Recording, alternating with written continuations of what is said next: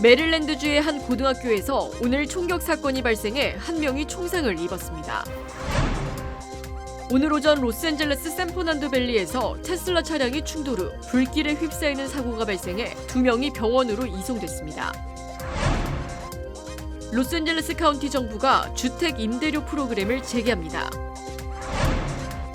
트럼프 행정부의 하워드 러트닉 상무장관이 성범죄자 고 제프리 앱스타인 관련 의혹에 휩싸여 사임 압박을 받고 있습니다. 연방당국이 퀸즈 플러싱의 한인 어덜트 데이케어 센터 2곳에 대해 압수수색을 실시했습니다.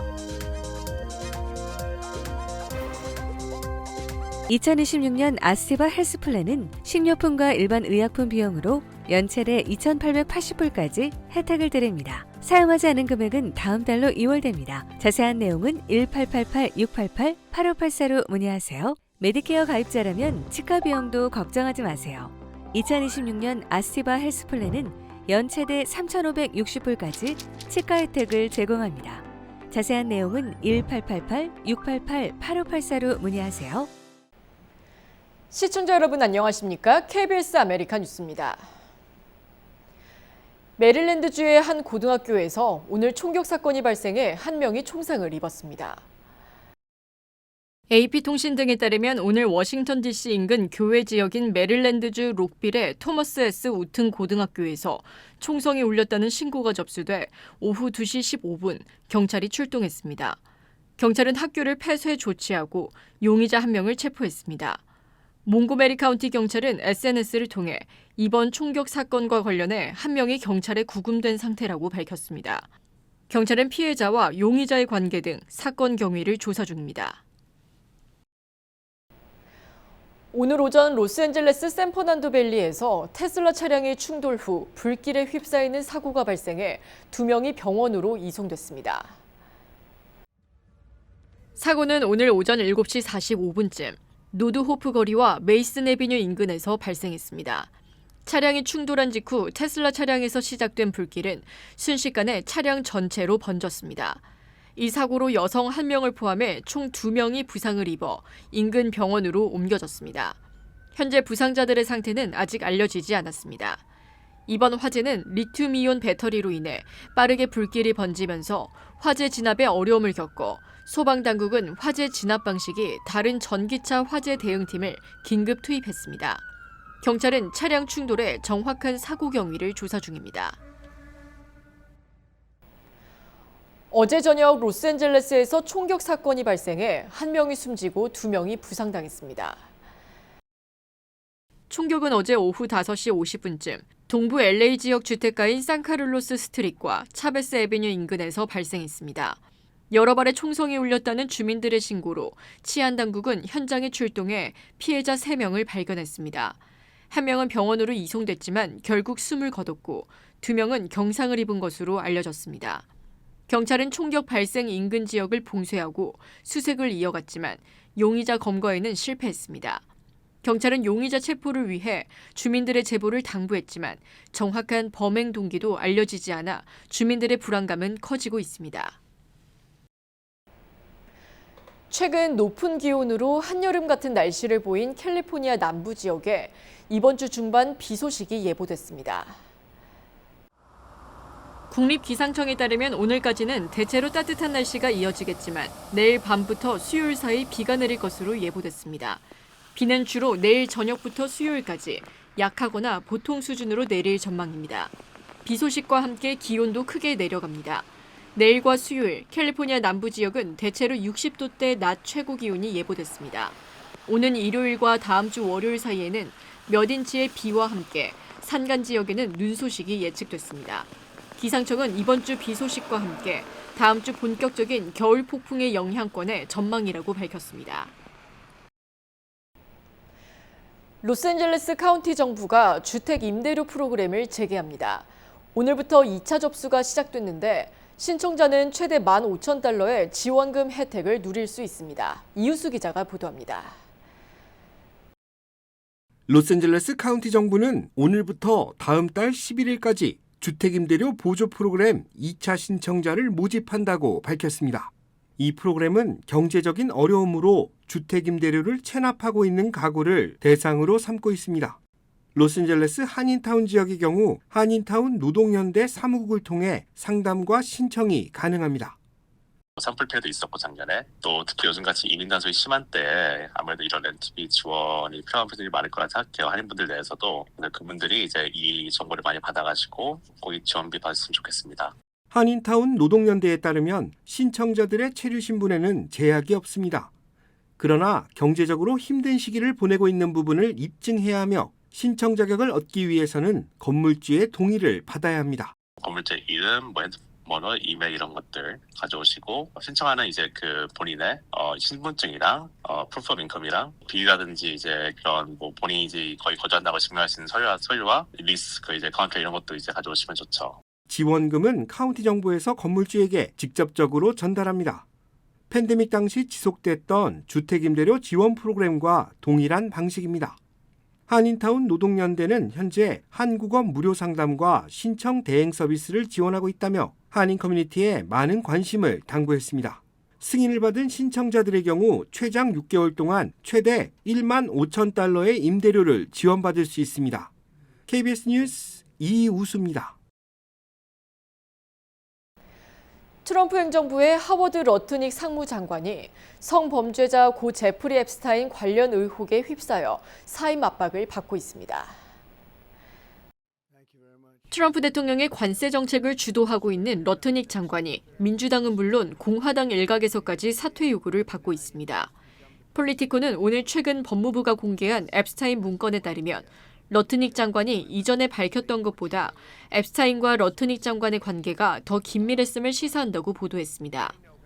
앞서 뉴욕타임스가 법무부 문건을 토대로 보도한 바에 따르면 러트닉 장관과 앱스타인은 맨해튼의 부촌인 어퍼이스트 사이드에서 이웃으로 지내며 최소 13년간 정기적으로 교류해온 것으로 나타났습니다.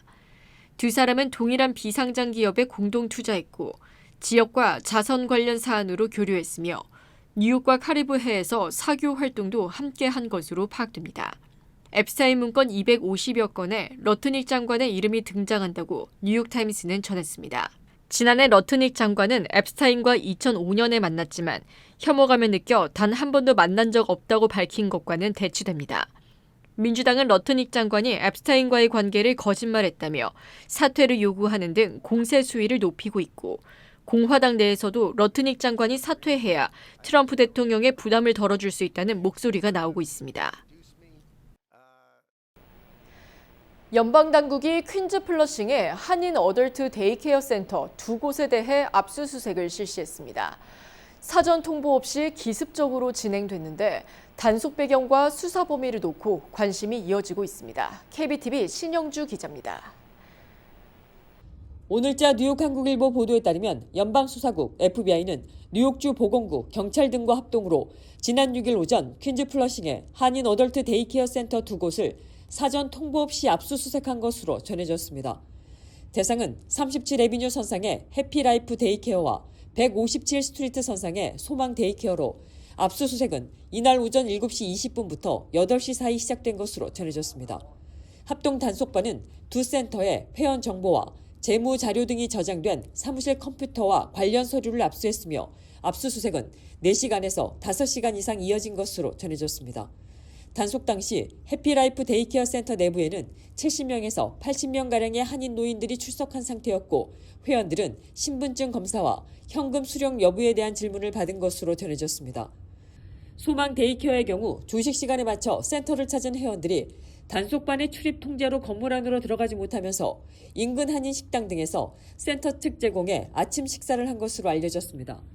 데이케어 업계에 따르면 두 센터의 소유주는 잘 알려지지 않았으며 같은 사람이라는 소문과 서로 다른 인물이라는 이야기가 엇갈리고 있습니다.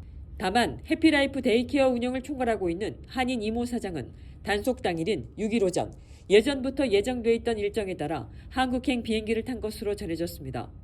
보도에 따르면 소망 데이케어의 한 직원은 6일 오전 FBI 요원들이 센터에 출동한 것은 맞다며 센터가 합법적으로 운영되고 있다는 설명을 듣고 요원들이 돌아간 것으로 알고 있다고 말한 것으로 전해졌습니다.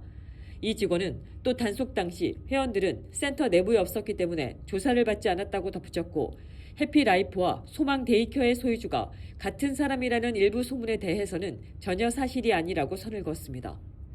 신문은 이번 단속이 최근 미네소타 등지에서 이어지고 있는 메디케이드 관련 복지 지원금 부당 수급 사기 단속과 맞물리면서 이번 압수수색의 배경과 연관성을 둘러싼 의문도 제기되고 있다고 전했습니다. 일각에서는 이번 단속을 계기로 뉴욕 지역 어덜트 데이케어 전반에 대한 추가 점검이나 수사로 이어질지에 대해 주시하고 있습니다.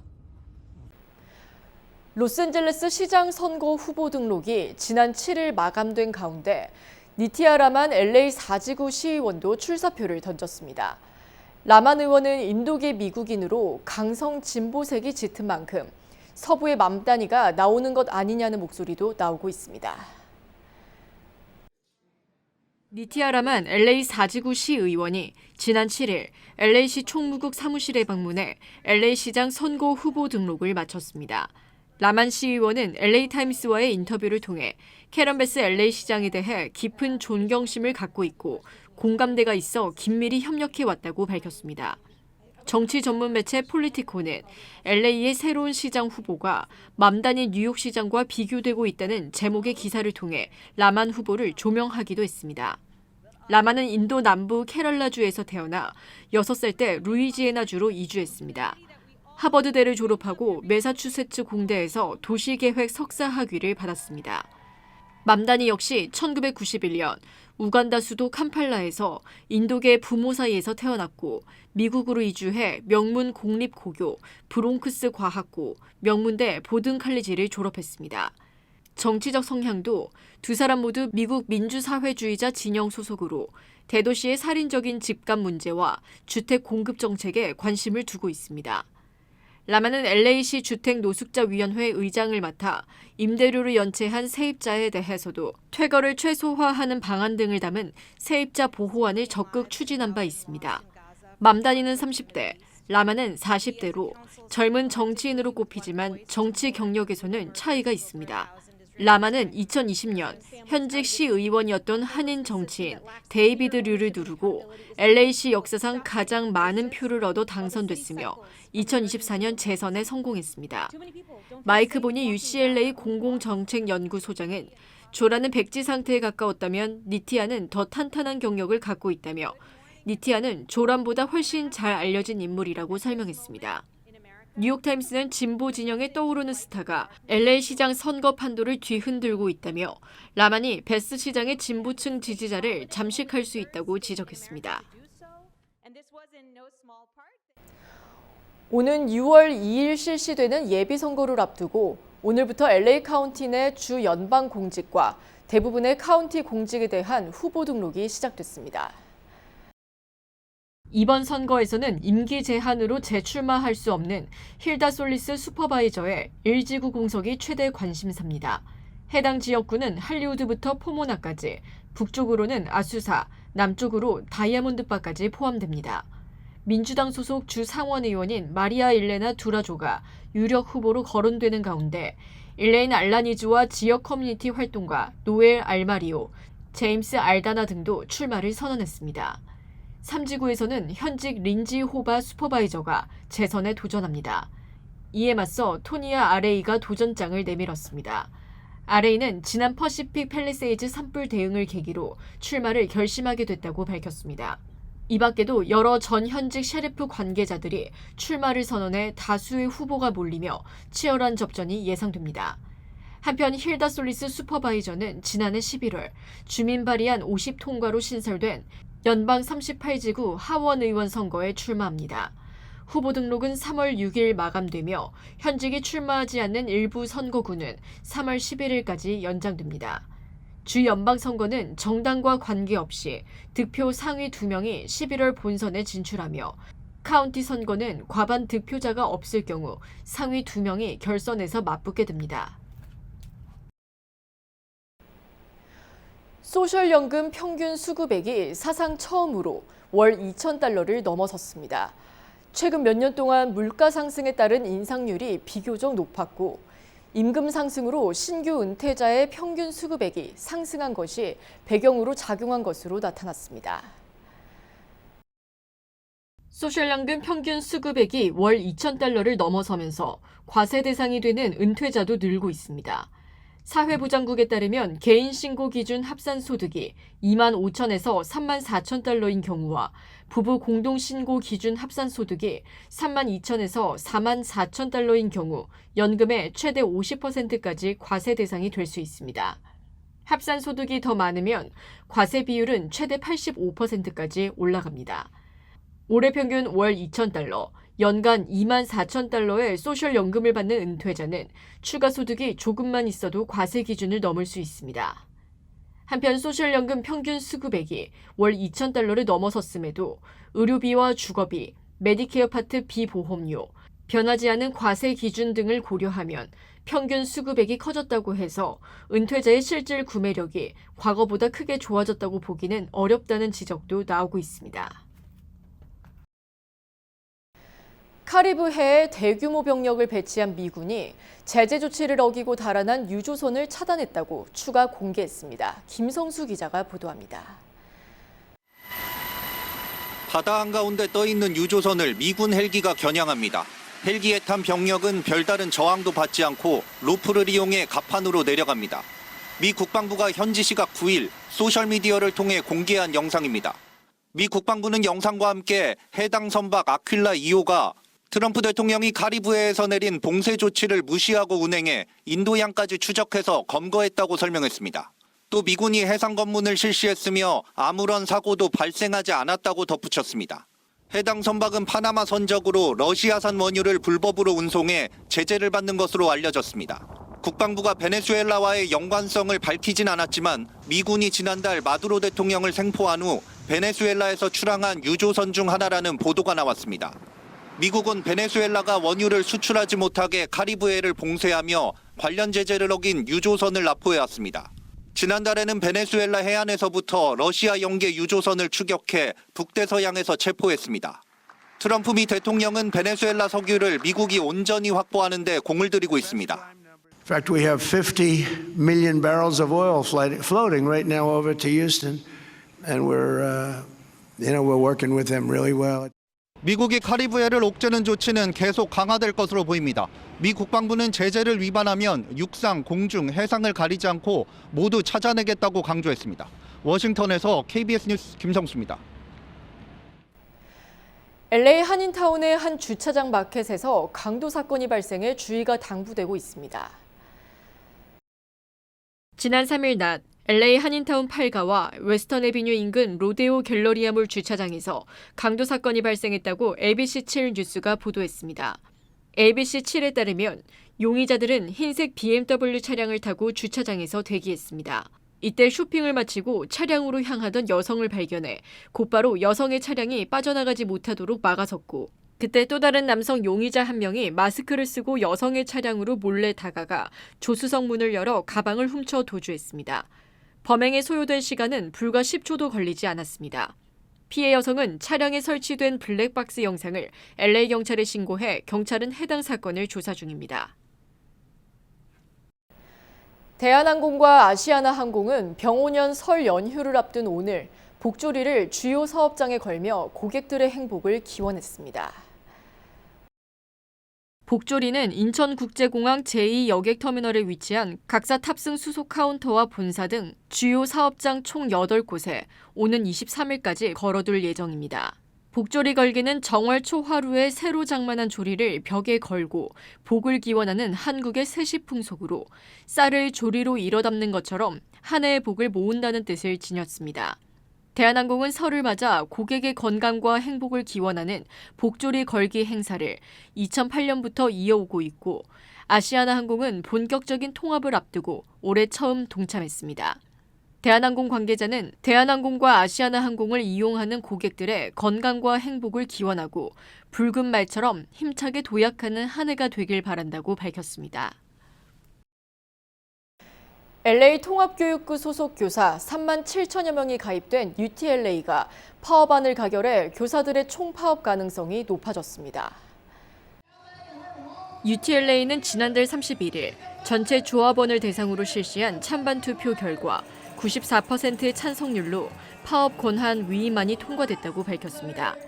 이번 가결로 노조 지도부는 향후 교육부와의 단체 협상이 최종 결렬될 경우 별도의 추가 투표 없이 즉각 총파업을 선언할 수 있게 됐습니다. LA 통합교육부 노사는 최근까지 2차례에 걸쳐 중재회의를 진행했으나 합의에 이르지 못했습니다. 이에 따라 양측은 외부조사위원회가 각자의 입장을 검토한 뒤 권고안을 내놓는 사실조사 절차에 돌입했습니다. 이번 갈등의 핵심 쟁점은 임금 인상폭과 인력 확충 문제로 노조 측은 신규 교사 임금의 즉각적인 16% 인상 등을 요구하고 있습니다.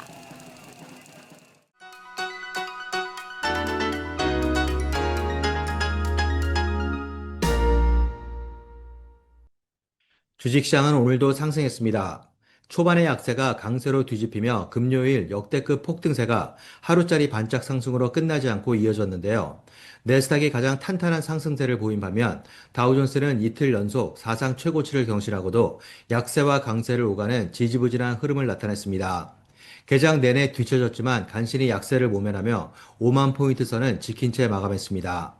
금값과 비트코인이 동반 상승한 가운데 지난 금요일 10개월 만에 최대 상승폭을 기록하며 장의 폭등세를 주도했던 엔비디아는 오늘도 추가 상승했습니다.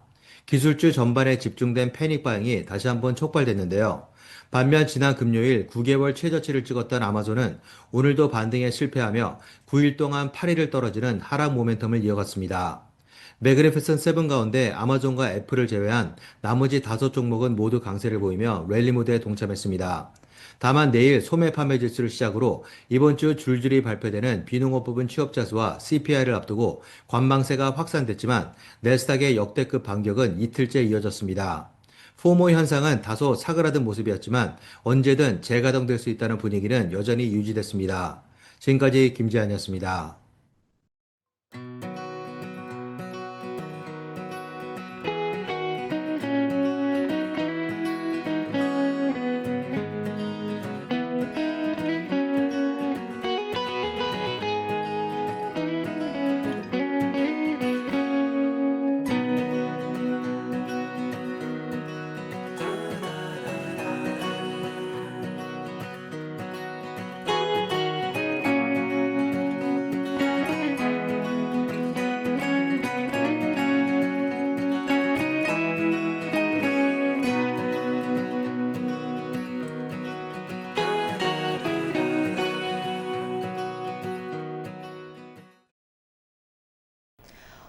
오늘 유독 총기 사고 소식이 많았습니다. 특히 학교에서의 총격 사건 소식은 언제나 많은 이들의 마음을 무겁게 만드는데요. 불안 속에서 놓치지 말아야 할 것은 생명의 소중함일 겁니다. 비극이 더 이상 일상이 되지 않기를 바라며 오늘 KBS 아메리카 뉴스 마칩니다.